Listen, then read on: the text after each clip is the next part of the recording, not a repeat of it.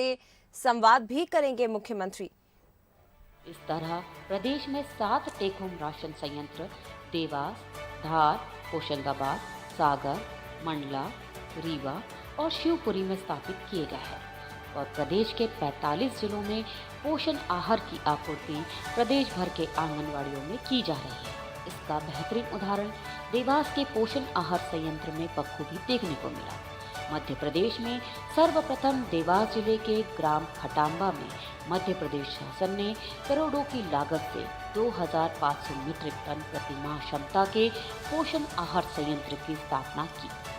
माननीय मुख्यमंत्री शिवराज सिंह चौहान की मंशा के अनुसार दिसंबर 2021 में पुनः इस संयंत्र का संचालन महिला आजीविका औद्योगिक सहकारी संस्था मर्यादित देवास को सौंपा गया। अब पोषण आहार के उत्पादन में लगने वाले रॉ मटेरियल की अनलोडिंग और टेस्टिंग से लेकर पैकेजिंग तक की प्रक्रिया का पूरा ध्यान स्व सहायता समूह की महिलाएं ही रखती है। वहीं संयंत्र में कैंटीन का संचालन, हाउसकीपिंग, गार्डनिंग के अलावा संयंत्र की हर प्रक्रिया की मॉनिटरिंग के साथ साथ हाइजीन का भी बखूबी ध्यान रखती है। इस संयंत्र में निर्धारित गुणवत्ता एवं मात्रा के पोषण आहार का उत्पादन हो रहा है, जिसे 6 माह से 3 वर्ष तक के बच्चों, गर्भवती एवं धात्री महिलाओं एवं किशोरी बालिकाओं को टेक होम राशन के माध्यम से उज्जैन और इंदौर संभाग के जिलों में उपलब्ध कराया जा रहा है। तो मैं आजीविका मिशन से ही यहाँ तक आई हूँ इस लेवल पे, और मैं आजीविका मिशन का बहुत बहुत धन्यवाद करना चाहती हूँ। सारी दीदियों का परिवार चलता है, तो मैं ये सोचती हूँ कि ये मेरा ही परिवार है। हमने सोचा भी नहीं था कि हम एक छोटे से गांव से निकले हुए हैं, जो हम खेतों में काम करते थे, जो आज पोषण आहार संयंत्र में आके और इतनी अच्छी चीजें हमको सीखने को भी मिली, रोजगार भी मिला और महिलाओं का पूरा साथ भी मिला। कहते हैं एकता में बड़ी ताकत होती है, लेकिन इसे असल मायने में साबित करके दिखाया स्व सहायता समूह की महिलाओं ने और अपने जोश, जुनून और जिद को हथियार बनाकर सफलता का सफर तय किया।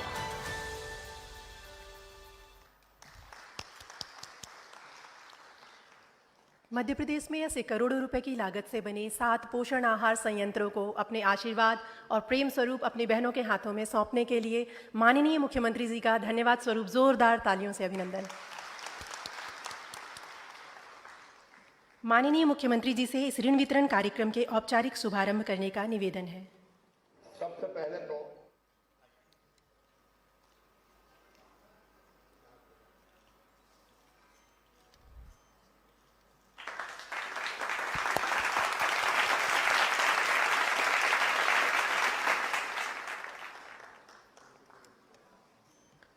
कल तक गांव की गलियों में कपड़े की फेरी लगाने वाली, मजदूरी करने वाली रुबीना आज मारुति कार और टवेरा जैसी गाड़ियों की मालकिन है। आइए रुबीना से जानते हैं कि कैसे उसके सपनों को आसमान मिला। तो चलते हैं जिला देवास की ओर और माननीय मुख्यमंत्री जी संवाद करेंगे बहन रुबीना, जो कि देवास जिले से हमारे साथ जुड़ चुके हैं। सबसे पहले तो आज नर्मदा जयंती है। मैं नर्मदा जी को प्रणाम करते हुए माँ से यही प्रार्थना करता हूँ, क्योंकि नर्मदा जी हमारे लिए नदी नहीं है, हमारे लिए सीधे सीधे माँ हैं। और नर्मदा जी मध्य प्रदेश की जीवन रेखा है, क्योंकि पीने का पानी हो नर्मदा जी से बड़े हिस्से को मिलता है, सिंचाई का जल हो नर्मदा जी हमें देती है, हमारे घर में बिजली का प्रकाश हो नर्मदा मैया हमें देती है। इसलिए त्वदीय पाद पंकजम नमामि देवी नर्मदे, माँ नर्मदे आपको बारंबार हम प्रणाम करते हैं। और मैं अपनी बहनों से भी, प्रदेशवासियों से भी ये अपील करता हूँ कि माँ का कर्जा है हम पे, हमको भी वो ऋण उतारना चाहिए, कर्जा उतारना चाहिए। नर्मदा जी प्रदूषित ना हो इसका ध्यान हम रखें। नर्मदा जी के किनारे अगर हम लगा सकते हो तो साल में एक पेड़ जरूर अपने हाथों से लगाएं, अपने परिवार के नाम से लगाएं, क्योंकि नर्मदा जी कल कल छल छल करके अगर बहती है तो बरसात के पानी को पेड़ जो सोख कर रखते हैं वो बूंद बूंद छोड़ते रहते हैं, और वही बूंद बूंद जल नर्मदा जी की धार बन के बहता है, और उससे हम पानी भी पीते हैं, खेती भी करते हैं, बिजली भी लेते हैं। इसलिए कम से कम हमारा कर्तव्य है कि नर्मदा जी की धार कल कल छल छल करके बहती रहे, इसलिए एक पेड़ जरूर हमारे हाथों वहाँ रोपा जाए।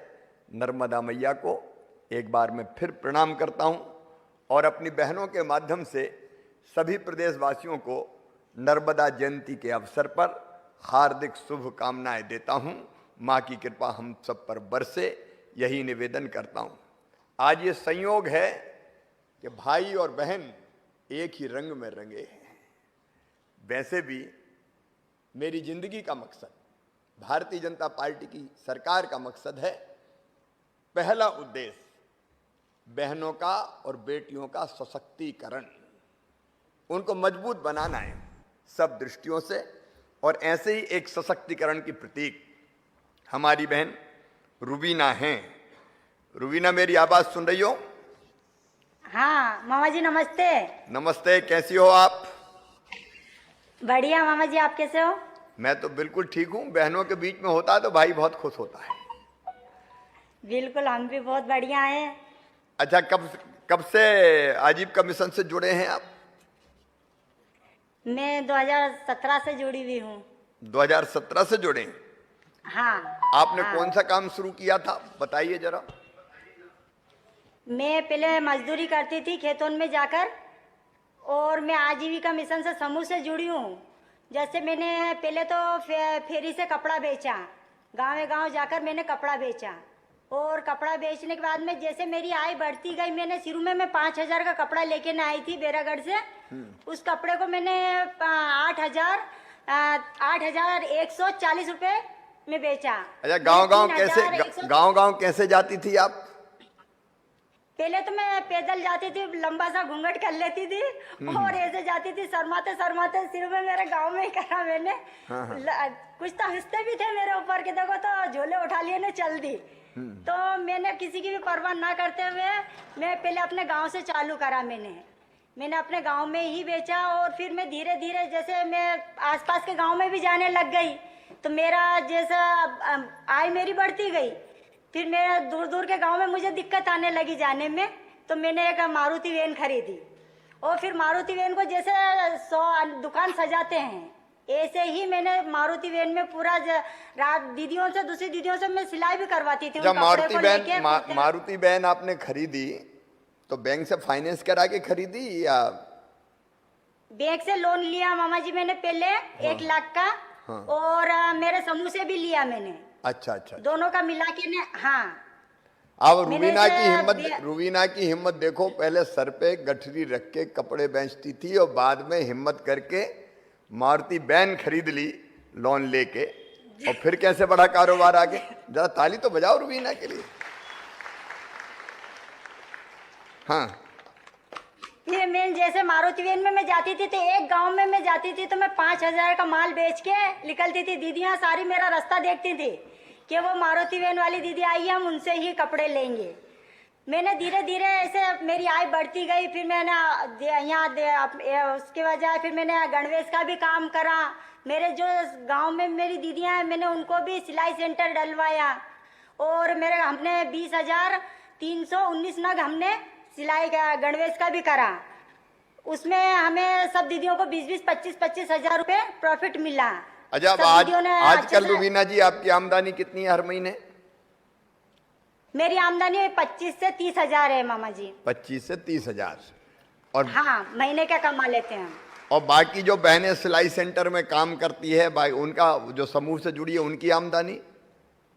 उनकी 10 से 15 हजार आय हो गई है। 10 से 15 हजार हो गई। 100 परिवार मेरी 100 दीदियां ऐसी हैं कि जो 10 से 15 हजार आय कर रही हैं।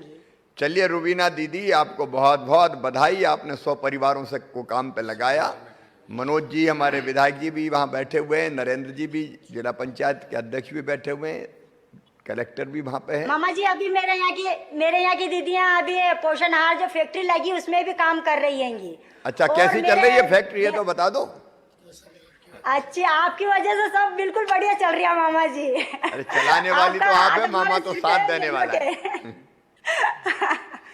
और हमने अभी आप उपार्जन में देखो, भी काम करा था। मैं एक बात कहना चाहता हूं सब बहनों को, ये 2018 के पहले जब मैं मुख्यमंत्री था तब हमने ये संयंत्र प्रारंभ करे थे कि ठेकेदार क्यों बनाए पोषण आहार। 800 करोड़ रुपया से ज्यादा का काम होता था और पता नहीं कितने पैसे ठेकेदार बचाते थे। तो हमारे दिमाग में आया कि ठेकेदार नहीं, ये मेरे स्व सहायता समूह के महासंघ जो है मेरी बहनों के, वो बनाएंगे पोषण आहार। और आज गर्व है मुझे कहते हुए, बीच में जब कमलनाथ की सरकार आ गई थी कांग्रेस की, तो उन्हें बंद करके फिर से ठेकेदारों को दे दिया कि ठेकेदार ही बनाएंगे। और मैंने लौट के फिर कहा कि कोई ठेकेदार नहीं चलेगा, बनाएंगी तो हमारी स्व सहायता समूह की बहनें बनाएंगी, आजीविका मिशन की बहनें बनाएंगी। और आज बहुत सुंदर तरीके से संचालन पोषण आहार के इन प्लांटों का हो रहा है।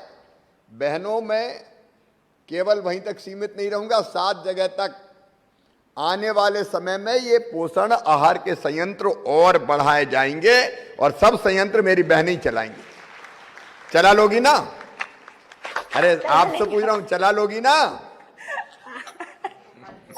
ठीक है रुबीना, आपको बहुत बहुत बधाई। आगे बढ़ते हैं हम। धन्यवाद रुबीना। आइए अब रुख करते हैं जिला धार के ग्राम सादलपुर की ममता सोनगौरा दीदी की तरफ, जो ब्यूटी पार्लर, साड़ी की दुकान और पशुपालन गतिविधि से आजीविका मिशन से जुड़कर सशक्तिकरण का पर्याय बन चुकी हैं। ममता सोनगौरा दीदी। ममता बहन नमस्कार। मामा जी को मेरा आदरणीय मामा जी को मेरा सादर प्रणाम है। मैं ममता सोनगौरा ग्राम सादलपुर से। ममता जी आपके साथ विधायक जी भी बैठी हैं, उनको भी नमस्कार। जी नमस्ते भाभी जी। ममता, कब आपने शुरू किया था समूह का काम? मामा समूह का काम मैंने 5 अक्टूबर 2015 को मैं इस मिशन से जुड़ी थी, आजीविका मिशन से। आपने कौन सा काम प्रारंभ किया? मैंने आजीविका मिशन के माध्यम से ही, जो आज मेरे जीवन में परिवर्तन है वो तो आजीविका मिशन के माध्यम से ही है। मैंने शुरुआत ही ब्यूटी पार्लर से की थी, समूह से ऋण लेके। उसके बाद मैंने साड़ी की दुकान डाली। ब्यूटी पार्लर कहाँ खोला था आपने? गांव में ही खोला था ब्यूटी पार्लर? गांव में अपने खुद के घर पे ही सर। खुद के घर पे ही? तो गांव में चल जाता था ब्यूटी पार्लर? हाँ सर, हाँ मामा जी चल जाता। देखो एक बात मैं बताऊं अपनी बहनों को, 1 मिनट मेरी बहन, कई चीजें हम गांव में ही शुरू कर सकते हैं। अब हम जानते हैं कि ब्यूटी पार्लर, शादियां होती है तो दुल्हन का श्रृंगार होता है, और भी अवसर ऐसे आते हैं जब ब्यूटी पार्लर की गांव में भी आवश्यकता होती है। तो एक ऐसा काम जो गांव में भी किया जा सकता है, कोई ये नहीं कि शहरों में बड़ा ब्यूटी पार्लर बने। और ममता ने वही ब्यूटी पार्लर से अपना काम शुरू किया और सफलता के साथ चलाया। उसके बाद फिर क्या किया ममता? उसके बाद मैंने साड़ी की दुकान डाली, और वो भी मेरी मतलब, हम जब ग्राम संगठन, हमारे समूह की बैठकें होती थी, मैं दीदियों से, गांव की दीदियों से मिलती थी, तो उन्हीं के बीच में रह के अपने ब्यूटी पार्लर का भी प्रचार किया कि मैं ये ब्यूटी पार्लर का काम करती हूँ, तो आप मेरे पास आइए। और मेरी साड़ी की दुकान है तो आप मेरे पास साड़ियाँ खरीदने आइए, और मैं आपको अपने समूह की दीदियाँ हैं, बहनें हैं, तो उनको अपने किफ़ायती दाम में उनको ये बेचती थी मैं। तो उसी के माध्यम से आज मैं आगे बढ़ने में मेरे पूरे समूह की जो दीदियां हैं उन्हीं का बहुत बड़ा हाथ है। और उसी के माध्यम से फिर मैंने पशुपालन भी किया मामा जी। अब ये देखो, दूसरी चीज आपने साड़ी का शुरू किया, और एक बात और ममता बता रही है कि किफायती दामों पे, अगर घर में अपने गाँव में थोड़े किफायती दाम पे, भोपाल में कोई खरीदने आए तो ठगा जाए, कपड़ा देख के समझ में थोड़ी आता है, दुकानदार ने जितने बता दिए। लेकिन अगर गांव में कोई बहन बेचने आ रही है तो वो हमको किफायती दामों पे भी उसका प्रॉफिट कमा के दे सकती है। तो गांव के लोगों को भी, बहनों को भी सुविधा हो गई, और हमने भी उसमें से पैसा कमा लिया अपने परिवार के लिए। तो इसलिए ममता ने ये काम किया। ममता को मैं बहुत बधाई देता हूँ। अब आपकी आमदनी कितनी है? आज मेरी आमदनी 25 से 30 हजार है मामा जी। 25 से 30,000 से 30,000। अच्छा, कितनी एक बहनें? समय ऐसा था जो मैं हाँ, एक समय कैसा था? एक समय ऐसा था मामा जी कि मैं 1500 रुपये महीना कमाती थी, वो भी कांच बटन करके। अच्छा, और काज आज में। मेरी आय 25 से 30 हजार है। वो है आजीविका मिशन में समूह से जुड़ने के माध्यम से। अच्छा, कितनी बहनें जुड़ी है, कितनी दीदियां जुड़ी है समूह से? मेरे समूह से 10 दीदियां जुड़ी है। उनकी आय कितनी है हर महीना? हर महीना मेरे समूह में 10 दीदियों में से 7 दीदियों की आय है 20, 25 और 30 हजार के लगभग है। और 3 दीदियां जो है उनकी आय है 7 से 8 हजार। चलिए, तालियां बजाई ममता के लिए। उनके समूह की कई बहनें, अब ये तो लखपति हो गई जिनकी आय 25-30 हजार हो गई, मतलब लखपति की श्रेणी में आ गई। ठीक बात है कि नहीं? अच्छे नहीं कमा पाते 25-30 हजार। आजकल 10-10 हजार रुपया की नौकरी निकलती है तो कितनी बड़ी लाइनें लग जाती है, लेकिन हमारी बहनें कमाने का काम कर रही है। अच्छा, आज कई दीदियां हमसे जुड़ी है ममता, पूरे प्रदेश में। जी मामा जी। उनको क्या संदेश देना मामा चाहेंगी जी। आप? उनको कुछ कहना चाहेंगी? बिल्कुल मामा जी, अगर आपको अपने जीवन में परिवर्तन लाना है, आत्मनिर्भर बनना है, तो वो एक राह और वो एक दरवाजा है जो आजीविका मिशन है। अगर जो महिलाएं, घरेलू महिलाएं हैं, वो यही सोचती है कि हमारे जीवन में चूल्हा चक्की के अलावा कुछ भी नहीं है, तो ऐसा नहीं है। जीवन वहीं खत्म नहीं होता है। आजीविका मिशन के माध्यम से आप अपने सपनों को साकार कर सकते हैं, आप अपने बच्चों को अच्छी परवरिश दे सकते हैं और आप अपने पति के कंधे से कंधा मिलाकर चल सकते हैं। और आने वाले समय में ये है कि आपको किसी के आगे हाथ ना फैलाना पड़े। अब देखो, ये कितना बड़ा संदेश दिया है कि आप में वो क्षमता है, आप कर सकती है, किसी के सामने हाथ फैलाने की जरूरत नहीं है। नारी अब अबला नहीं है, नारी अब सबला है। अबला नहीं, सबला है, सबला है, सबल है। बहुत बहुत बधाई आपको। अब आगे बढ़ते हैं। जी मामा जी। धन्यवाद ममता दीदी। ग्रामीण आजीविका मिशन के प्रयासों से हो रहे बदलाव किसी से छुपे नहीं हैं। यदि हम कहें कि एक बहुत बड़ी आर्थिक एवं सामाजिक क्रांति का संचार ग्रामीण मध्य प्रदेश में हो रहा है, तो यह अतिशयोक्ति नहीं होगी। आइए आपको ले चलते हैं जिला शहडोल, और ऐसी ही एक आशा राठौर दीदी जो कि ग्राम साखी से हमसे जुड़ी हैं, उनसे बात करते हैं। आशा जी नमस्कार। प्रणाम। प्रणाम भैया जी। प्रणाम। क्या हाल है आशा दीदी? ठीक है भैया। आपके साथ जयसिंह मराबी जी भी बैठे हैं और जी भैया जी। हाँ, शरद जी भी बैठे हैं। क्या मास्क में कम दिखते हैं? जी भैया। आशा, कब से आप समूह से जुड़ी हैं? भैया मैं तो समूह में 2011 से जुड़ी थी, जो SGSY का था, लेकिन वो समूह चल नहीं रहा था। फिर 2012 में जब ये आजीविका मिशन का योजना आया, हमले द्वारा गांव में जानकारी हुई, उसके माध्यम से समूह से जुड़ी। और क्योंकि जो पहले समूह था उसमें कोई नियम नहीं था और जानकारी नहीं थी। अच्छा। जब जो आजीविका मिशन योजना का समूह आया, उसमें हमको पंचसूत्र के बारे में पता चला कि कैसे बचत करना है, कैसे मीटिंग रखनी है। इसके बाद हमारे समूह को CCL हुआ, रिवॉल्विंग फंड मिला, फिर CCL हुई, CIFRAS आई, जिससे कि पहले हमारी आमदनी थी 3 से 4 हजार रुपए महीने का। जब समूह आजीविका मिशन का समूह आया, जिससे कि आज की आमदनी है, उससे हम सेंटिंग प्लेट बनवाए। अच्छा, जिसमें आज मेरी आय है। सेंटरिंग की प्लेट बना रहे हैं आप? सेंटरिंग का काम कर रहे हैं? जी सर। जी भैया। ये सेंटरिंग अपन कहाँ, गांव में ही मिल जाता है काम सेंटरिंग का? जी भैया, गांव में जो आवास बन रही है उसमें लग रही है हमारी पूरी। अच्छा, जो आवास गांव में बन रहे हैं तो उसमें सेंटरिंग लग जाती है। तो सेंटरिंग में एक महीने में कितनी आमदनी हो जाती है सेंटरिंग के काम में? सेंटरिंग के काम में 27 से 28 हजार रुपए तक हो जाता है। और आज की आमदनी मैं कर रही हूँ, जो कि बुक कीपर का काम कर रही हूँ, और थ्रेसर चल रही है, मिक्सचर मशीन है, और चावल का पापड़ बना रहे हैं। मेरी आय है 32 से 32 हजार रुपए, इससे ज्यादा भी हो जाता है। चलिए, बहुत अच्छे, 32 हजार रुपया कमा रहे हैं। अब देखो, मैं सब बहनों को कहना चाहता हूँ, इनसे हमको जो हमारे सफलता की कहानी, उनसे सीखना चाहिए। अब प्रधानमंत्री आवास योजना के मकान बनने हैं, तो मकान में कारीगर भी लगेंगे, मकान की छत डलनी है तो सेंटरिंग की जरूरत भी पड़ेगी। सेंटरिंग करने वाले कम मिल रहे हैं, कई बार उसलिए काम देर से होते हैं, और इसलिए सेंटरिंग करने का काम अगर स्व सहायता की समूह की बहनें, आजीविका मिशन की बहनें शुरू कर दें तो गांव के लोगों का काम भी आसानी से हो जाएगा।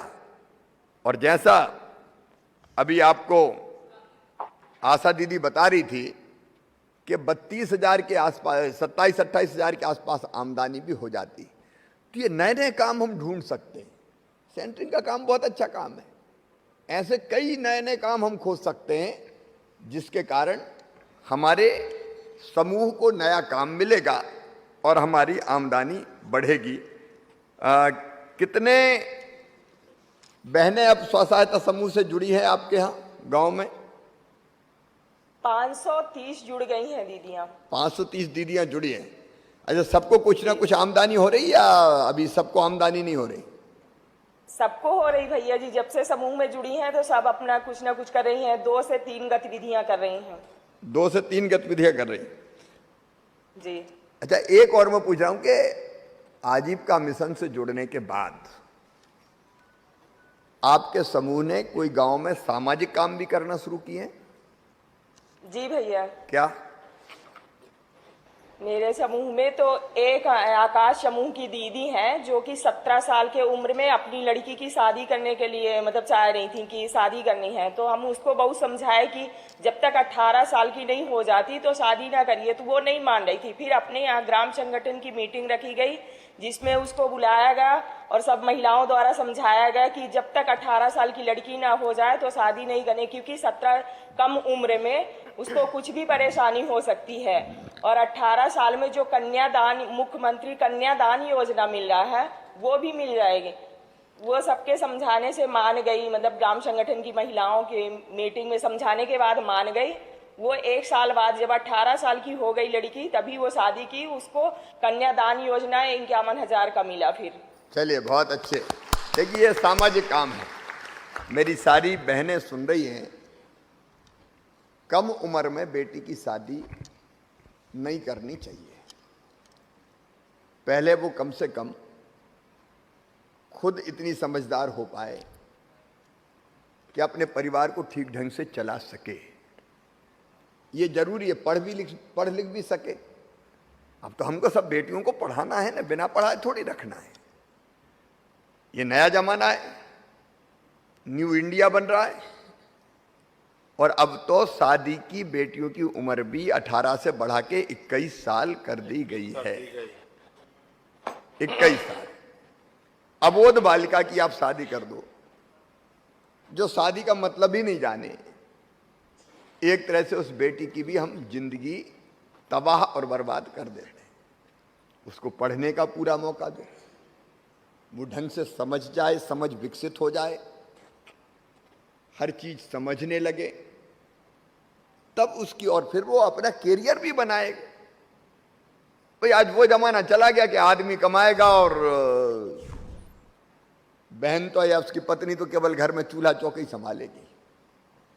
चूल्हा चौका संभालना बुरा नहीं है, लेकिन हम दुनिया के बड़े से बड़ा काम कर सकते हैं। तो केवल चूल्हे चौके के लिए नहीं, आने वाली पीढ़ी वो बाकी काम भी करेगी। इसलिए जरूरी है कि हम उसको विकसित होने का, उसके व्यक्तित्व के विकास का पूरा मौका दें, और नहीं तो बचपन में ही शादी हो गई तो हमने एक जिंदगी सचमुच में बर्बाद ही कर दी। और इसलिए मैं आशा बहन आपको बधाई दे रहा हूं। आप ये सामाजिक अभियान भी चलाते हैं कि कम उम्र में शादी ना करें, जब उम्र हो जाए शादी की तभी शादी करें, ताकि बच्ची की जिंदगी भी सुखी बन सके। इस सामाजिक काम के लिए भी मैं आपको बधाई देता हूं। जी भैया। धन्यवाद आशा दीदी। हमारी दीदियों द्वारा प्रदेश में 111 से अधिक प्रकार की आजीविका गतिविधियों का संचालन किया जा रहा है। उनमें से एक अभिनव गतिविधि है दीदी कैफे। ऐसे ही 127 दीदी कैफे संपूर्ण मध्य प्रदेश में खुल चुके हैं। आइए आपको लेकर चलते हैं सहरिया आदिवासी बाहुल्य जिला श्योपुर के आजीविका प्रसादम दीदी कैफे। आजीविका प्रसादम दीदी कैफे में किसी शहरी रेस्टोरेंट के मेन्यू की सूची में अंकित समस्त व्यंजन तो उपलब्ध हैं ही, इनके अतिरिक्त श्योपुर जिले की स्थानीय व्यंजन भी इनकी विशिष्टता में सम्मिलित है। आइए संवाद करते हैं सरोज बैरवा दीदी से, जिला श्योपुर। सरोज बहन नमस्ते। नमस्ते मामा जी, क्या हाल है? बस बढ़िया है मामा जी, आप कैसे हो? मेरी बेटी अच्छी है तो मामा अच्छे हैं, उसमें क्या दिक्कत? जी मामा जी। आप खुश हो तो बहुत मामा बढ़िया। खुश है। जरा ये तो बताओ, जी पीछे मामा लिखा जी। हुआ AM प्रसादम भोजनालय एंड रेस्टोरेंट, ये जी AM मामा जी। प्रसादम, ये AM प्रसादम क्या है, जरा समझाओ तो हमें। मामा जी, एम का प्रसादम का मतलब आजीविका मिशन। हाँ, ताली बजाओ। मैं समझ नहीं रहा था कि जब मैंने पीछे और लिखा मामा देखा, जी, पीछे देखा AM, तो ये आजीविका मिशन है। जी मामा जी। चलिए, कब से चला रहे हैं आप ये प्रसादम?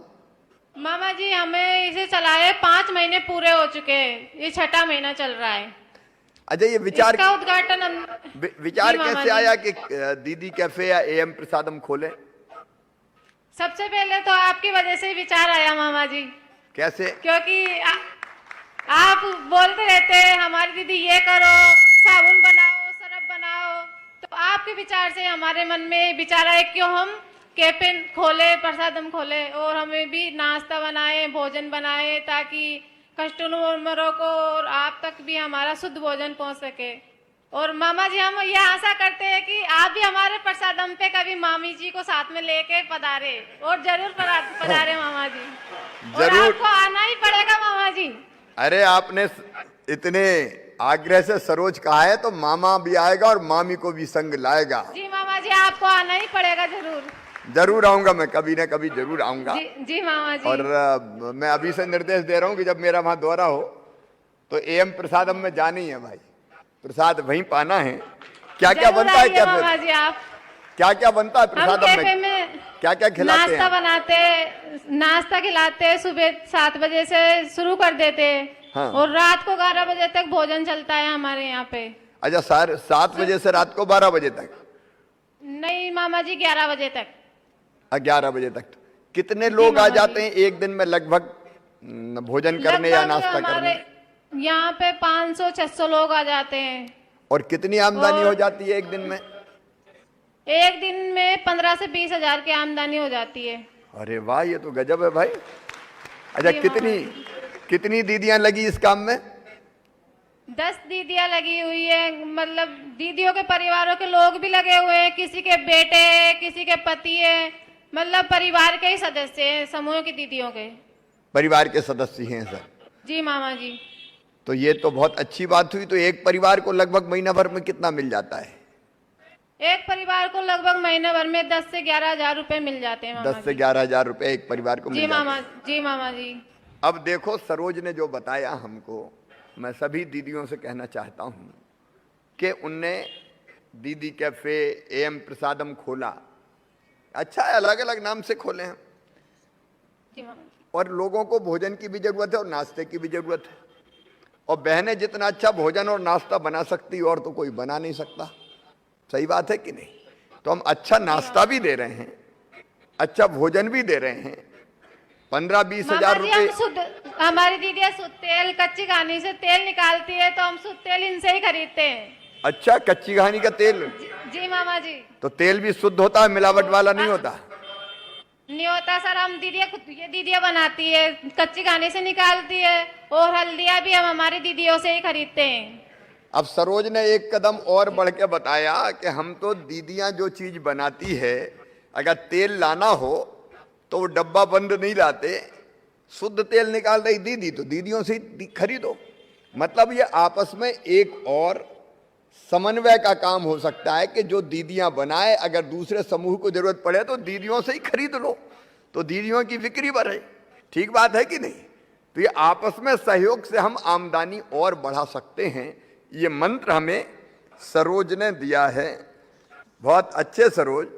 अब मैं एक बात और पूछना चाहता हूं कि आप लोग जब से ये काम कर रहे हो, आजीविका मिशन में जुड़े हो, तो शुरू में तो लोगों ने कहा था कि देखो बड़ी आई महिलाएं निकली है, क्या करेंगी। अब लोगों का देखने का नजरिया कैसा है? आप लोगों को जो काम कर रहे हैं उसके बारे में लोग क्या सोचते हैं?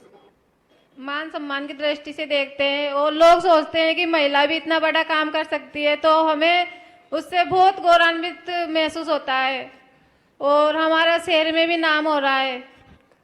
देखिए, जी अगर आप आर्थिक रूप से सशक्त बनती हैं तो मान और सम्मान भी बढ़ता है, इज्जत भी बढ़ती है।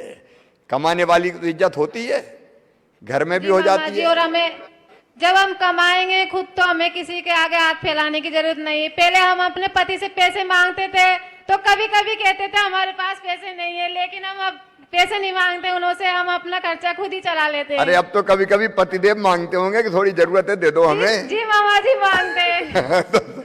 अब देखो ये परिवर्तन है, ये साधारण बात नहीं है।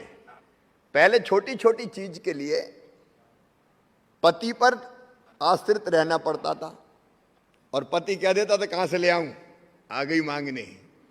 लेकिन अब हालत यह है कि जब पति को भी जरूरत पड़ती है तो हमारी दीदी कहती चिंता मत करो, ले जाओ। तो ये परिवर्तन है सचमुच में।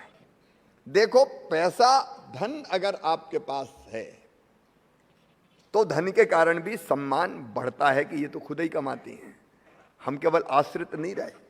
तो महिलाओं के प्रति देखने की जो दृष्टि थी वो दृष्टि अब बदल गई है।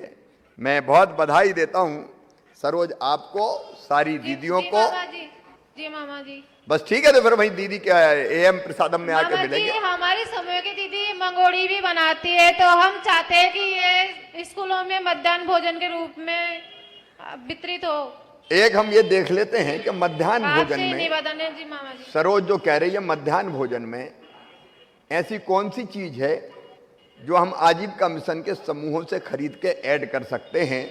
तो आपने जो सुझाव दिया है उस सुझाव पर हम जरूर गंभीरता से विचार करके सरोज फैसला करेंगे। आपको और आपके पूरी समूह की दीदियों को बहुत बहुत बधाई देता हूं। जी मामा जी, और आपकी सभी भांजा आपका इंतजार करेगी, आप आना जरूर। बिल्कुल, जरूर जरूर आऊंगा, जरूर आऊंगा। बहुत बहुत धन्यवाद। आपको आना ही पड़ेगा जरूर। अरे इतने आग्रह से बुला रही हो तो जरूर आऊंगा, चिंता मत करो। जी मामा एक बार जाने ही हम कार्यक्रम बना लेना। उमाकांत जी मंच पर मेरे साथ यहां उपस्थित हमारे वरिष्ठ मंत्री अच्छा एक और है अभी। जी सर, चलो फटाफट करें क्योंकि आइए अंत में मिलते हैं बड़वानी जिले की सुधा दीदी से, जो कि आज राष्ट्रीय समुदाय मास्टर ट्रेनर हैं और जिनके पास हमें बताने को बहुत कुछ है। तो बातें करते हैं दीदी सुधा बघेल, राजपुर विकासखंड, जिला बड़वानी। अच्छा सुधा दीदी, हम तो मैं नहीं पूछता, आज तो आप कैसे आपने सफलता प्राप्त करी उसकी कहानी आप सब दीदियों को सुनाओ। तो मैं सुधा दीदी से ही कहता हूं कि इस आजीविका समूह में हमने स्व सहायता समूह आजीविका मिशन के अंतर्गत बनाए, तो उनने कैसे सफलता प्राप्त करी ये बताओ। भैया जी नमस्कार। नमस्कार। मेरा नाम है सुधा बघेल और मेरे गांव का नाम है सनगांव और मेरे ब्लॉक का नाम है राजपुर और मेरे जिले का नाम है बड़वानी। मैं बड़वानी जिले से हूँ सर। और 2012 में मेरा समूह बना था। तो 2012 में हमारा समूह बना था, उससे पहले तो हमारी आर्थिक बहुत खराब थी। पर हम समूह आजीविका मिशन हमारे यहाँ पर 2012 में सितंबर महीने में आया था। तो वहाँ पर हमको दीदियों ने एक समूह हमारे गांव में बन गया था, लक्ष्मी समूह। तो दीदियों ने बोला कि तुम भी समूह से जुड़ जाओ। पर मेरी आर्थिक स्थिति ठीक नहीं थी तो मैं तैयार जल्दी नहीं हुई, क्योंकि मेरे को डर लगता था कि क्या पता क्या ये समूह में हम कभी जुड़ेंगे तो ये पैसे खा तो नहीं जाएंगे, ये डर मेरे मन में था। पर दीदियों ने मेरे को समझाया कि तू जुड़ जा, तेरी आर्थिक स्थिति ठीक नहीं है। तो मैं जुड़ गई हिम्मत करके कि चलो जो भी होगा देखेंगे। 2012 में जुड़ी। उसके बाद में 2014 में मेरे को book keeper SHG book keeper का प्रशिक्षण बड़वानी में लेने के लिए भेजा गया। तो वहाँ पर 5 रोज का था। तो जिस दिन मेरे को फोन लगाया गया कि आजीविका मिशन से कि दीदी आपको बड़वानी जाना है, तो मेरे को बहुत डर लगा कि कैसे जाऊंगी मैं, क्या करूंगी। पहली बार, क्योंकि घर से बाहर तो कभी मैं गई नहीं, मैंने कभी राजपुर ही नहीं देखा था और बड़वानी कैसे जाऊंगी। तो फिर मैं जैसे तैसे करके आ गई। और मेरा एक छोटा सा लड़का था, उसको भी लेके आई। वो बहुत परेशान करता था, पर फिर मेरे मन में ये लगा मेरे को कि नहीं, मेरे को आगे बढ़ना है। तो मैंने 5 दिन का प्रशिक्षण लिया बुक कीपिंग का। उसके बाद में फिर वापस गई, फिर और 5 दिन का लिया प्रशिक्षण। सुधा दीदी, अल्प समय में, क्षमा कीजिएगा सुधा दीदी, अल्प समय में अपनी बात कहनी है, कम थोड़ा समय में, संक्षेप में थोड़ा कहें। जल्दी कहें और ये बताएं हिमाचल प्रदेश की यात्रा। हाँ, तो फिर बार बार प्रशिक्षण लेने के बाद में नेशनल सीआरपी का चयन किया गया, उसमें मेरा भी नाम आया। तो मैं हैदराबाद में 25 दिन का प्रशिक्षण मैंने लिया और फिर हिमाचल प्रदेश में अन्य जिले में प्रशिक्षण पहले लेने के लिए जाती थी, अब देने के लिए जा रही हूँ। तो हिमाचल प्रदेश में मैंने सिरमौर में 12 दिन का प्रशिक्षण दिया और शिमला में 12 दिन का दिया। तो 24 दिन के मेरे को एक दिन के प्रतिदिन का 2000 मिला। तो मेरे लिए तो बहुत गर्व की बात है कि आज एक गांव की महिला जो कम पढ़ी लिखी है, 8वीं पढ़ी लिखी है, उनको 2001 दिन का सिखाने के लिए मिला। तो मेरे लिए बहुत गर्व की बात है कि मैंने दूसरों दीदियों को सिखाया। और वहाँ पर चीज मैंने बड़ी अच्छी सीखी क्योंकि मेरे लिए तो बहुत बड़ी नया शब्द था कि वेरी नाइस। बार बार वो दीदी बोलती थी कि वेरी नाइस वेरी नाइस। तो मैं सोचती थी कि वेरी नाइस क्यों बोला करती है बार बार। वेरी नाइस सुधा जी, हाँ, तालियां बजाओ सुधा। देखो, एक बहन पहले खुद सीखती है, खुद प्रशिक्षण प्राप्त करती है और अब वो सिखाने जाती है। हमारे नए जो स्वास्थ्य सहायता समूह से जुड़ी हुई बहनें हैं, उनको ट्रेनिंग की जरूरत पड़ती है। ट्रेनिंग बहुत जरूरी है और उस ट्रेनिंग के कारण वो फिर मिशन के माध्यम से कई तरह के काम कर पाती हैं आजीविका से संबंधित। और अभी सुधा बता रही थी कि उनको एक दिन की ट्रेनिंग के मास्टर ट्रेनर है 2000 रुपया मिलते हैं। और 2000 रुपया मतलब 60,000 रुपया महीना। हो सकता है रोज ट्रेनिंग करने देने ना जा पाए, लेकिन जितने दिन देती 2000 रुपया मिलते हैं।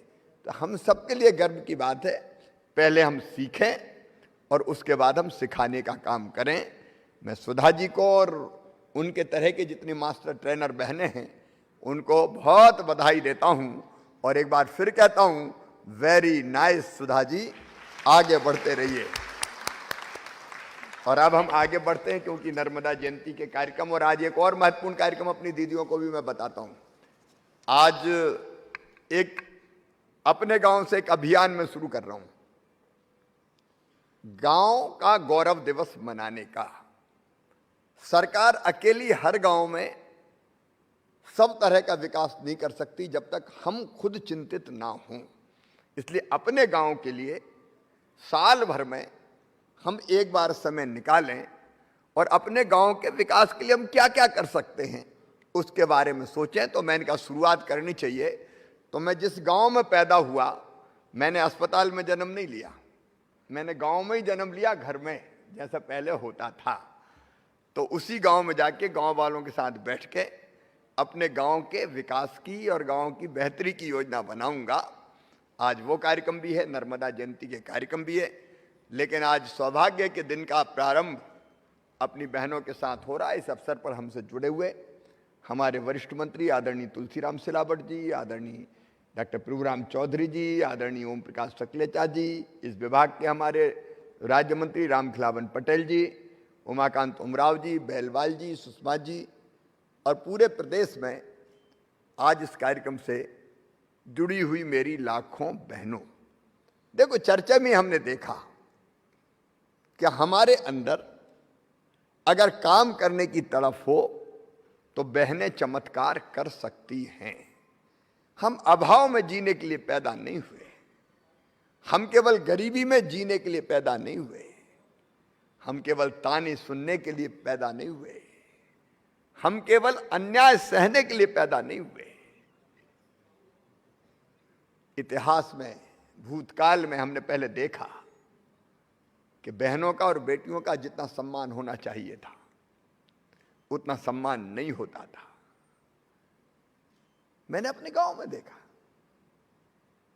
पति की मर्जी, पत्नी से चाहे जैसा व्यवहार करे, कभी डांट दिया, फटकार दिया और कभी कभी तो मार भी दिया। ऐसी घटनाएं होती थी, अब भी बिल्कुल नहीं होती, ये मेरा कहना नहीं। अब भी कई बार घरेलू हिंसा की घटनाएं सुनाई में देती है। नारी केवल ये सहने के लिए नहीं है। बचपन से मैंने ये भेदभाव और अन्याय अपने गांव में भी देखा था। बेटा और बेटी में भेद किया जाता था। बेटे को लाड़, बेटी आ गई तो कहां की आफत आ गई, मां की सूरत भी उतर जाती थी। और तब से दिल और दिमाग में यह बात बैठी थी कि मां, बहन और बेटी के सशक्तिकरण के लिए काम करना है। और आज मैं कहता हूं मेरी बहनों, मेरे जीवन का मिशन है मां, बहन और बेटियों की बेहतर जिंदगी वो जिए, इसके लिए हर संभव कोशिश करना, हर संभव कोशिश करना। और इसलिए जब मुख्यमंत्री नहीं था तब भी अनेकों प्रयास करता था व्यक्तिगत रूप से, लेकिन मुख्यमंत्री बनने के बाद जो योजनाएं बनी, अब तो योजनाएं बनी है जन्म लेने के पहले ही। प्रधानमंत्री जी को धन्यवाद देता हूं, मातृ वंदना योजना बनी। हमने संबल योजना में भी तय किया कि बहन अगर बेटा बेटी को जन्म देने वाली होगी तो जन्म देने के पहले 2 बेटे बेटियों तक 4,000 रुपया उसके खाते में डालेंगे, ताकि पोषण आहार भी वो खा सके ठीक से, खुद भी स्वस्थ रहे, बेटा बेटी भी आने वाला स्वस्थ पैदा हो। और एक चीज मैं और देखता था कि बेटा बेटी के जन्म के 8 दिन पहले तक खेतों में काम कर रही है, तो मेरे दिल में दर्द होता था कि हे भगवान, वो दिन कब आएगा कि बेटा बेटी के जन्म के पहले कम से कम महीना भर तो आराम कर ले। और इसलिए ये विचार मन में था, इसलिए हमने तय किया 4,000 रुपया पहले देंगे और बेटा बेटी के जन्म के बाद फिर 12,000 रुपया और देंगे, ताकि लड्डू वड्डू भी ढंग से खा सके, पोषण आहार भी मिल सके और घर पे रह के आराम भी कर सके। तो बेटा बेटी के जन्म लेने के पहले शुरू हो जाता है। अब बेटी पैदा हो तो 2 बेटियों तक तो लाडली लक्ष्मी कर दी अपन ने। 41 लाख लाडली लक्ष्मी बच्चियां आज मध्य प्रदेश की धरती पर है, जो पढ़ रही है और आगे बढ़ रही है। और अब हम जल्दी लाडली लक्ष्मी 2 योजना भी लाने वाले हैं उन्हीं बेटियों के लिए। बेटियां पढ़ें, लिखें, आगे बढ़ें, कोई डॉक्टर बने, कोई इंजीनियर बने, कोई साइंटिस्ट बने, कोई पत्रकार बने, कोई अलग क्षेत्र में जाए, कलेक्टर बने, कमिश्नर बने, आईएएस बने, आईपीएस बने, तो बेटियों की हर संभव मदद की जाएगी। ढंग से पढ़ें, और इसलिए एज भी बढ़ाई 21 साल। नहीं, शादी हो गई तो फिर काहे की पढ़ाई बढ़ाई, फिर कौन पूछ रहा पढ़ाई का। अब 18 साल में तो 12वीं तक ही आ पाती बेटियां, 12वीं या कॉलेज में फर्स्ट ईयर में आई, 18 साल की उम्र हो गई। लेकिन अब बढ़ के कर दी 21 साल, ताकि उनको बड़े पदों पर पहुंचने का मौका भी मिल सके। तो बेटी पैदा हो तो लाडली लक्ष्मी, स्कूल जाए तो किताबें फ्री में, दूसरे गांव जाए तो साइकिल, स्कॉलरशिप कई योजनाओं के अंतर्गत। 12वीं में अगर फर्स्ट डिवीजन पास हो जाए तो गांव की बेटी कहलाए। कॉलेज की पढ़ाई के लिए हर साल 5,000 रुपया और पाए गांव की बेटी योजना के अंतर्गत। पढ़ाई में भी अगर वो तेज है पढ़ने में तो उसकी फीस भी मम्मी पापा नहीं भरवाए, मामा भरवाने का काम करे, ताकि बेटियों की पढ़ाई में कोई बाधा पैदा ना हो। अब कोरोना जैसे कंट्रोल हो रहा है, वैसे ही फिर से धूमधाम से शादियों का कार्यक्रम भी फिर बेटियों की प्रारंभ हो जाएगा। मुख्यमंत्री कन्यादान योजना के अंतर्गत बेटियों का घर ठीक से बसे, उसका इंतजाम भी किया जाएगा। अलग अलग क्षेत्रों में उनको जॉब मिले, रोजगार मिले, उसके भी अनेकों प्रयत्न चल रहे हैं। जैसे सरकारी नौकरियों में, शिक्षक जैसी नौकरियों में अगर भर्ती होगी तो हमने तय कर दिया 50% भर्ती बेटियों की ही होगी। आधे बेटा आधे बेटी। बेटियों को रिजर्वेशन दे दिया ताकि बेटियां शिक्षक बने। हमने ये भी तय किया कि 30% नौकरियों में पुलिस की बेटियों को आरक्षण, मतलब अब 100 में से 30 पुलिस की भर्ती जब भी होगी तो 30 भर्ती बेटियों की करनी ही पड़ेगी। अब जब मैंने ये प्रयास शुरू किया, चर्चा चली, तो पुलिस में भी भारी विरोध हुआ। ये लड़कियां क्या करेगी, ये गुंडों का मुकाबला कहां से कर पाएंगी। लेकिन मैं देख रहा हूं पुलिस की यूनिफॉर्म में बेटियां जब निकलती है तो अपराधी बिलों में घुस जाते हैं। बेटियां भाभी कमाल का काम कर रही हैं। तो सरकारी नौकरियों में भी ज्यादा आए वो। फिर एक काम और किया मेरी बहनों, जिससे बड़ा बदलाव आया। मुझे ये कहते हुए गर्व है कि मध्य प्रदेश पहला राज्य था जिसने तय किया कि जितने भी चुनाव होते हैं पंचायत के, नगर पालिका के, नगर निगम के, पार्षद, सरपंच, पंच के, उन सब में आधे पदों पर केवल बहनें ही लड़ पाएंगी और लड़के चुनाव जीत के आएंगी। आज जरा ईमानदारी से बताना, अगर ये 50% मतलब आधा रिजर्वेशन हर एक पद के लिए, मेयर के लिए, नगर पालिका अध्यक्ष के लिए, नगर पंचायत के अध्यक्ष के लिए, सरपंच पंच के लिए, जिला पंचायत के सदस्य के लिए, जनपद पंचायत के सदस्य के लिए, अगर मैं आधा रिजर्वेशन नहीं करता 50%, तो क्या इतनी बहनें सरपंच बनती क्या? मैं बहनों से पूछ रहा हूं, बनती क्या? ना इतनी सरपंच बनती, ना मेयर बनती, ना अध्यक्ष बनती। साहब कहते घर में बैठ, चुनाव तो मैं लड़ रहा हूं, रोटी बना, 50 आदमी आ रहे आज खावे। तो ये हालत होती थी। और घर में भी रहे और घूंघट भी, बाहर मत निकल जाना। और आज जब 50% का रिजर्वेशन मिला तो बहनें शान से चुनाव के मैदान में आई।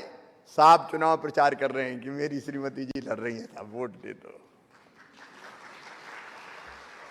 ये बड़ा सामाजिक परिवर्तन है, बड़ा सामाजिक परिवर्तन है। इस फैसले के बिना इतना बड़ा सामाजिक परिवर्तन हो नहीं सकता था। लोग निकलने ही नहीं देते घर से। लेकिन अब बहनें बड़े बड़े पदों पर चुन रही है। और कई मेयर ने तो इतना अच्छा काम किया। अब तुलसी जी बैठे इंदौर में, महिला मेयर थी मालिनी गौड़ जी, 5 बार स्वच्छता में इंदौर नंबर 1 आ गया भाई। तो हमारी महिला मेयर बनी, अध्यक्ष बनी, सरपंच बनी। यहां एक बेटी है भक्ति शर्मा, वो सरपंच बनी, बहुत अच्छा काम करके दिखा रही। ऐसी एक नहीं आने को, देखो मौका मिले तब तो काम करोगे।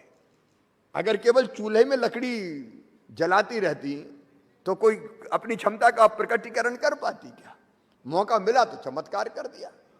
और इसलिए ऐसे कई फैसले हमने करे जिससे बहन का सशक्तिकरण हो, बेटी का सशक्तिकरण हो।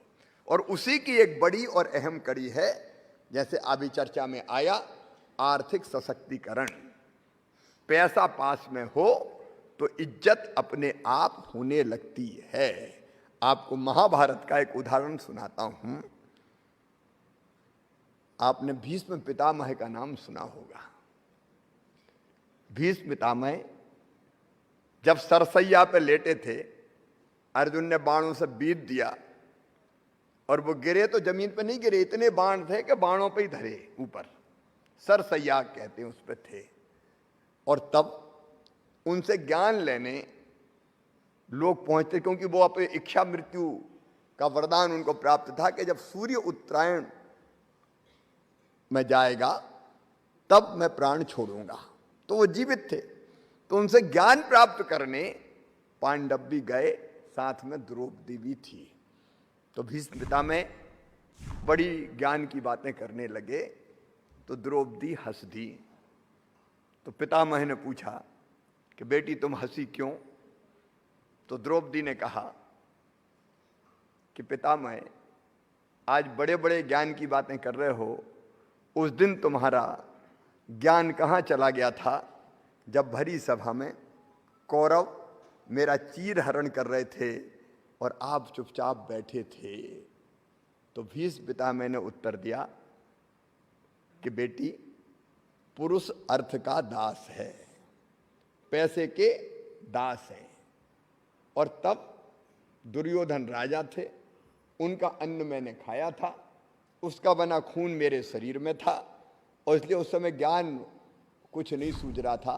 अर्जुन के बाणों ने आज उस खून को मेरे शरीर से बाहर कर दिया, इसलिए मैं ज्ञान की बात कर रहा हूं।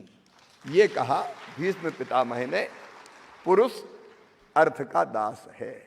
अगर पैसा है तो इज्जत अपने आप हो जाएगी, और इसलिए पैसा आजीविका के लिए भी जरूरी है, पैसा आत्मसम्मान के लिए भी जरूरी है, पैसा आत्मविश्वास के लिए भी जरूरी है।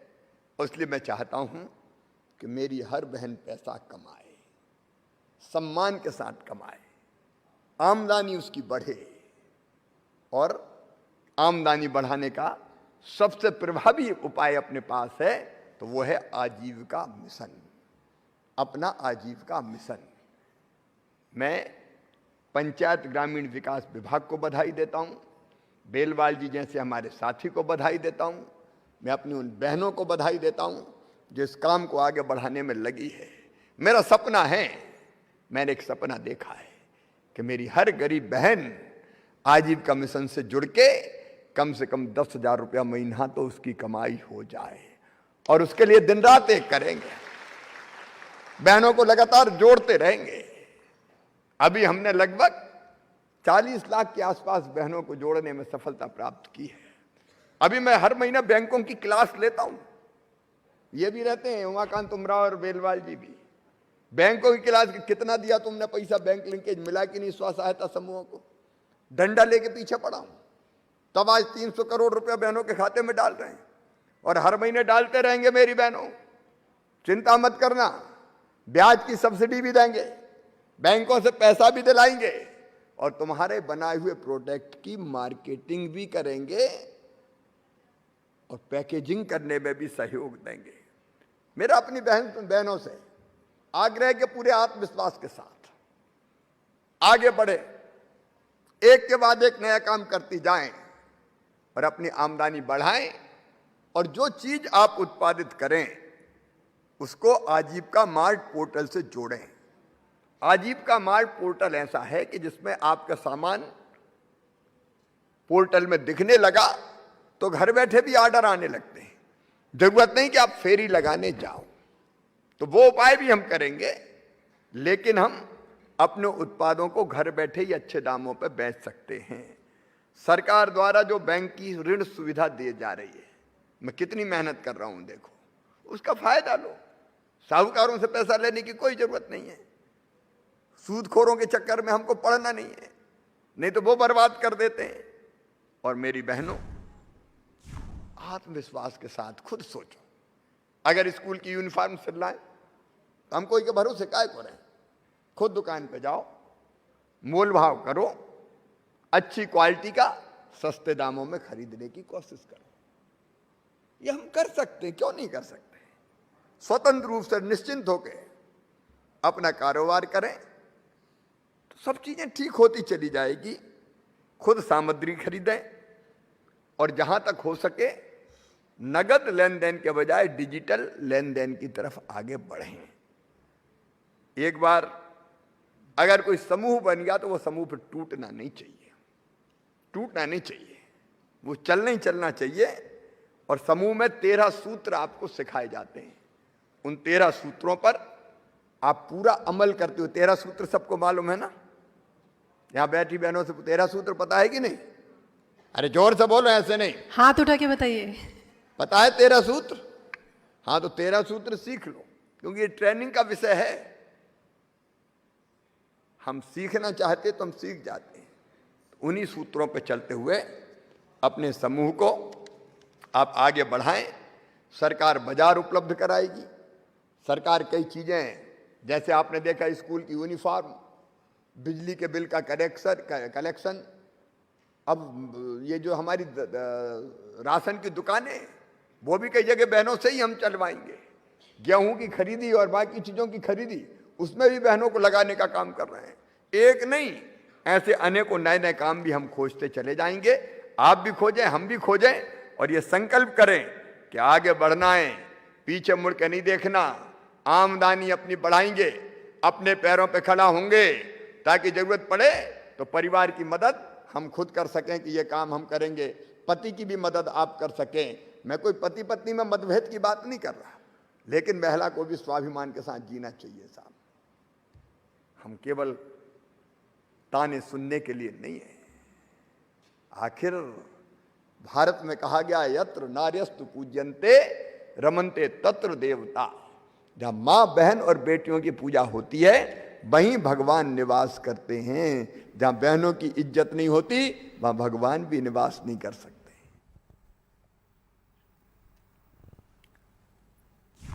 तो ये थे सीएम शिवराज सिंह चौहान, जो कि स्व सहायता समूह की महिलाओं से संवाद कर रहे थे। और इसी के साथ बुलेटिन में फिलहाल इतना ही। बने रहिए बस न्यूज के साथ।